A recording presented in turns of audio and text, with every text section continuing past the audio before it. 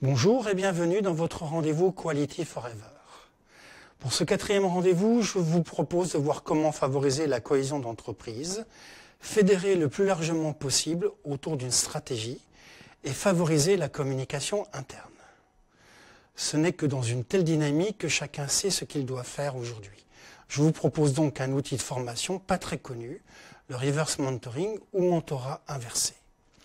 Afin de répondre de manière concrète à cette question, je puiserai tout simplement dans mon expérience au service d'entreprise. Pour réussir la mise en place d'un management de qualité, il importe, j'insiste, désolé, de se doter d'une stratégie en phase avec son environnement, de pouvoir s'appuyer sur une organisation à la fois réactive, responsabilisée, mais aussi informée de ce que l'on attend de chacun dans le cadre d'un projet global. Réussir dans chacun de ces domaines nécessite une communication efficiente entre tous. Quand on sait qu'aujourd'hui, dans une entreprise, le spectre du personnel va du baby-boomer à la génération Y, on se rend bien compte que cela n'est pas simple. Une des solutions existantes et testée dans un certain nombre d'entreprises passe par un mode original de formation, le mentorat inversé. Aussi, pour comprendre l'intérêt de cette méthode, dans cette vidéo, nous allons aborder les points suivants. Le mentorat inversé, KESACO. Qu'est-ce que le mentorat inversé et en quoi peut-il aider à créer de la cohésion et faciliter la communication interne? Les avantages du mentorat inversé, quels avantages peut-on attendre raisonnablement d'une telle approche? Les précautions à prendre. Si le mentorat inversé présente des avantages, quelles précautions prendre pour éviter l'échec? Le mentorat inversé, KESACO. Lorsque nous nous formons à l'extérieur de notre organisation, si nous en tirons personnellement un bénéfice, il n'est pas toujours évident que ce bénéfice soit largement partagé en interne. Avec le mentorat inversé, l'idée est de se former en interne, et ce, en utilisant les ressources existantes. Cette approche de la formation est née de la nécessité de diffuser au sein de nos organisations une culture digitale, et ce, à tous les étages, si vous me permettez l'expression. En disant cela pudiquement, on vise un certain nombre de cadres et de décideurs de l'entreprise, mais pas que. Il est en effet important que ces personnes se familiarisent avec un certain nombre d'outils de communication, comme les réseaux sociaux utilisés par le reste de notre société. Et qui, mieux que les jeunes générations dans l'entreprise, peuvent diffuser cette culture auprès de leurs pairs, plus âgés et souvent moins au fait de ces outils de communication universels. Avec ce mode de formation, certains de ces promoteurs ont constaté que c'était également un moyen d'améliorer la communication interne entre des publics partageant souvent peu d'activités. Ce qui, en plus d'augmenter le niveau général des compétences, crée de nouvelles habitudes de communication. Avantage du mentorat inversé. On peut attribuer à ce nouveau mode de formation deux types d'avantages. Certains évidemment liés au sujet traité et d'autres induits par la création de nouvelles relations hors cadre hiérarchique habituel. Les avantages liés au sujet, les générations montantes consommatrices aujourd'hui et décisionnaires demain vivent et communiquent au quotidien avec des outils digitaux. Ceux-ci obéissent à des règles non écrites.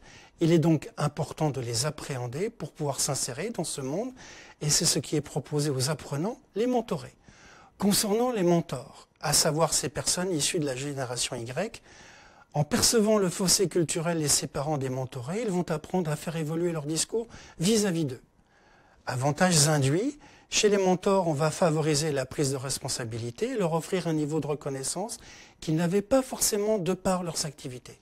Chez les mentorés, on va faciliter la prise de conscience du potentiel que recèlent ces jeunes générations.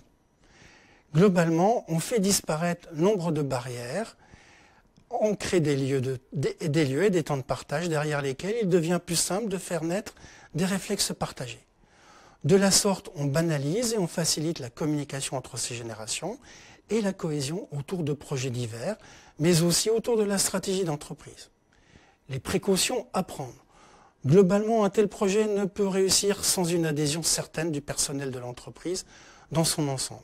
Même si tous ne participeront pas aux actions de formation, le volontariat sera, de part et d'autre, indispensable. Cela signifie qu'un tel programme d'action ne peut être envisagé que dans des entreprises où le climat social est apaisé. Côté génération Y, on considère que cette génération a besoin de reconnaissance et qu'elle manque singulièrement de patience. Cela signifie qu'il est important de former les futurs mentors en matière de pédagogie et de psychologie de groupe. Côté mentoré, pour lancer la dynamique, il est important qu'un certain nombre de cadres soit volontaire. Cela ne signifie pas pour autant qu'ils seront débarrassés de leurs préjugés vis-à-vis des représentants de la génération Y qui vont les accompagner. Là aussi, il sera important de les sensibiliser à l'intérêt d'évacuer tout préjugé pour regarder leur formateur comme n'importe quel formateur expérimenté envoyé par un organisme extérieur. Enfin, une telle action de formation nécessite de bénéficier de toute l'attention d'un pilote, qu'il s'agisse de relever tout dysfonctionnement pour y remédier rapidement ou d'en mesurer les retombées pour communiquer en direction de l'ensemble du personnel et ainsi nourrir la dynamique.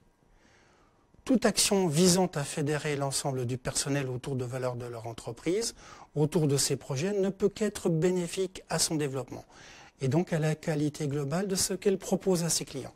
Vous l'avez compris, avec le mentorat inversé, on crée de la cohésion intergénérationnelle, on facilite la communication, la reconnaissance des uns par les autres et le respect mutuel. Ce faisant, on donne au plus grand nombre l'envie de s'investir et d'être réactif. Reste ensuite à proposer un management de la qualité lisible pour que chacun s'engage en pleine confiance aux côtés des autres. Ce que je vous ai présenté ici est le fruit de mon expérience avec différents types d'entreprises.